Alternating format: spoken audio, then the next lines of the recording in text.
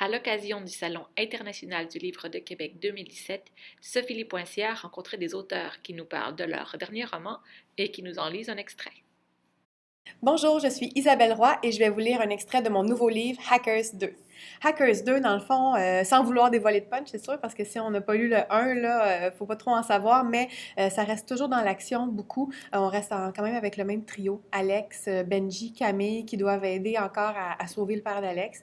Et là, ils savent il est où, là, mais là, ils doivent l'aider. Donc, c'est ça, il y a beaucoup, beaucoup d'action, beaucoup plus de piratage, beaucoup encore plus de scènes où on sent vraiment de la tension. C'est ça que j'aime, c'est ça que je voulais faire. Qu'est-ce Je que... préfère toutes les scènes où il se passe des choses dangereuses, où on sent qu'il y a du danger, où il y a du suspense. C'est les plus faciles à écrire pour moi, c'est ce que je préfère développer. J'aime beaucoup aussi développer mes personnages secondaires. Comme Benji dans le livre, il est plus drôle, donc c'est un personnage que j'aime plus, je peux amener le lecteur à rire à cause de lui, donc ça, j'aime beaucoup ça. C'est quelque chose que toi, tu connais, le Pas du piratage tout, je suis pas du tout informatique? une pirate, mais j'ai rencontré du monde vraiment calé là-dedans, vraiment bon. Puis je leur ai fait lire tous les extraits qui parlaient de piratage. Je voulais que ça soit très crédible, pas tiré par les cheveux.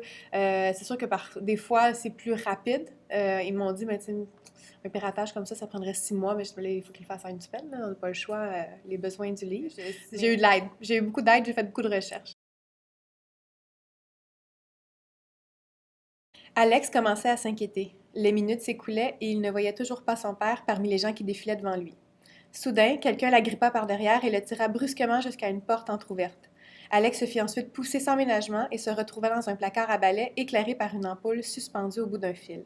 Plusieurs serpillères, dégageant un relent d'humidité, traînaient dans un coin, à côté de produits nettoyants. Il fit volte-face pendant que son assaillant refermait la porte.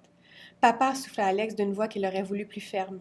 David saisit son fils par les épaules, l'observa attentivement pour finalement le prendre dans ses bras. Ça faisait si longtemps qu'ils ne s'étaient pas vus, une éternité. Tu vas bien lui demanda-t-il. Oui, je suis venu pour t'aider. David se dégagea et ses traits se durcirent. Il déclara d'un ton grave. Tu ne devrais pas être ici. Alex sentit son estomac se crisper. Il allait répliquer, mais son père ne lui en laissa pas le temps.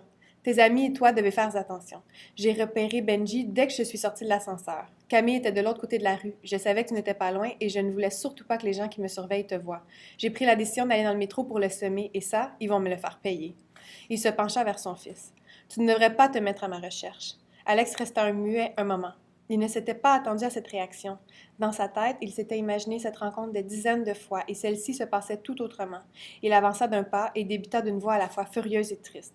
Ça fait des semaines que je n'ai aucune nouvelle de toi. Quand je pense que tu es à l'autre bout du monde ou peut-être mort, tu n'as aucune idée de ce que j'ai dû faire pour te retrouver.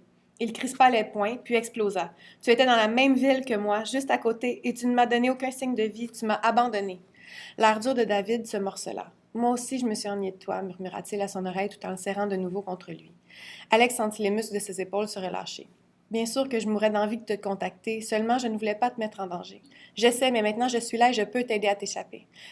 David secoua vivement la tête. Pourquoi pas, le pressa Alex? C'est à cause de moi si tu dois travailler pour ADN Chaos. Laisse-moi arranger ça.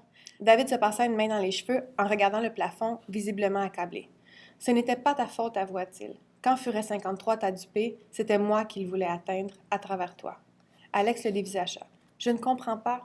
Le chef d'ADN Chaos s'appelle Christopher McIntyre, commença David. Furet 53, c'est lui. Il t'a tendu un piège parce qu'il voulait me forcer à travailler pour lui. Il savait qu'en te coinçant, je n'aurais d'autre choix que de te secourir et ensuite faire appel à son groupe. Ça faisait déjà quelques mois que ces hackers faisaient impression sur moi pour que je joigne leur rang. J'ai réussi à le repousser jusqu'à ce qu'il mette la main sur ma principale faiblesse, toi.